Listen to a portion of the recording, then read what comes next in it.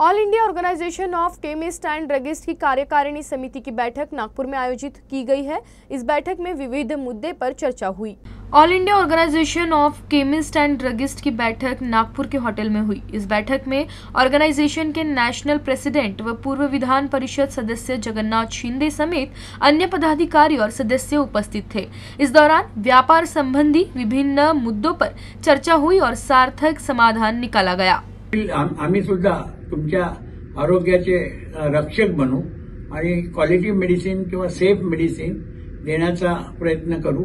याशिवाय आमच्या संघटनेमध्ये असलेले इतर विषय, कंपन्यांच्या संबंधी असलेल्या तक्रारी, या विषयावर चर्चा आम्ही दिवसभर केली आणि त्यातून काही मार्ग काढले। या मीटिंगमध्ये आम्हाला नागपूर जिल्हा केमिस्ट एंड ड्रग्सच्या वतीने चांगलं सहकार्य मिळाले आणि त्यांनी आम्हाला ही मीटिंग यशस्वी करण्यासाठी खूप मदत केली। मी त्यांचेही आभार मानतो।